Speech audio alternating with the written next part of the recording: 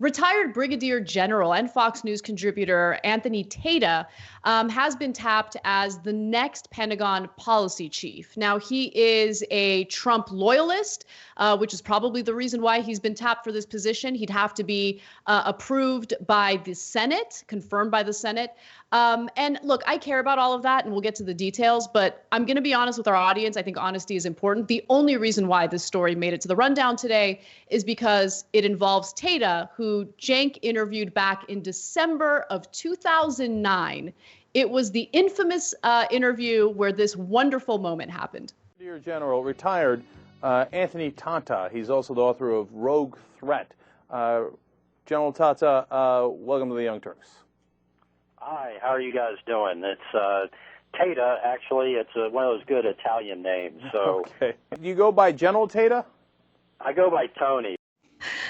It's just so good. It's so good. So I do know why. I know why I pronounced it that way. It was subconscious. But it's funny every time.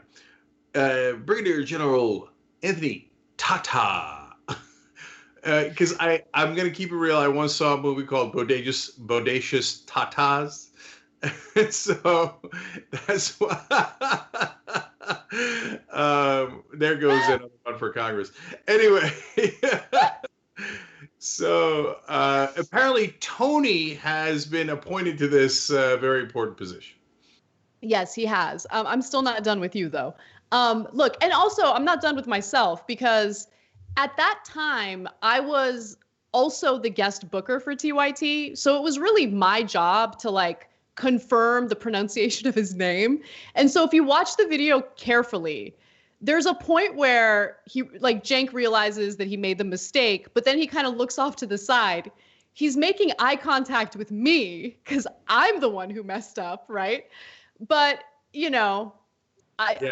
It was a great moment. I have no regrets. So Anna, I had actually after 11 years forgotten that, and I'm so glad now to be able to blame it on someone else. So thank you. I appreciate it. Yes. All right. Well, let's get to the actual details of this story because it's just as disastrous as you would think it would be, since Trump is the person who favored Tata for this position. So Tata, my apologies. Tata is best known. Jesus, what is wrong with me? Tata is best known, according to Politico, as an avid Trump defender, as I mentioned earlier. He has been featured in Trump tweets for lauding the president on Fox News, where he has spoken out about Trump's firing of Navy Secretary Richard Spencer over the war crimes case of former Navy SEAL Eddie Gallagher, and also about Trump's decision to send troops to the U.S.-Mexico border. So he was supportive of Trump deciding to send troops to the U.S.-Mexico border, and he did not agree with the firing of war criminal Eddie Gallagher. Okay, so those are some of the things that he's known for. Or the prosecution of Eddie Gallagher. Or the prosecution. Exactly, yeah. And so Trump wanted a loyalist in this position, and that's exactly what he'll get if Tata is confirmed by the Senate. Yeah. And he's been in a lot of trouble in the past. I'll get to that later. Yeah. So if you watch that old interview from back then, we certainly disagreed. And so I might not have known how his name was pronounced, but I've known what Tata's about for a long time. And it's so sad that we now live in a country where the main job qualification you need to get the most important jobs in government is how much you kiss the ass of the president. And so he has been quite bodacious in doing that. And I mean, whatever crazy thing that Trump does that no one else will defend, Tata's there for him. He'll go on Fox News and be like, "Oh yeah, war criminals are awesome. What do you mean? Yeah, of course. I mean, you shouldn't prosecute war criminals." And that guy threatened to kill other Navy SEALs. And Tata, who claims, "Oh my God, I'm all about the service," was like, killing fellow Navy SEALs and threatening to do that. What's the big deal? Trump wants it. Great. Yes. Pom-poms for Tata. No, it's incredible. But, birds of a feather. He's been in trouble himself for things that Donald Trump has been in trouble for instance.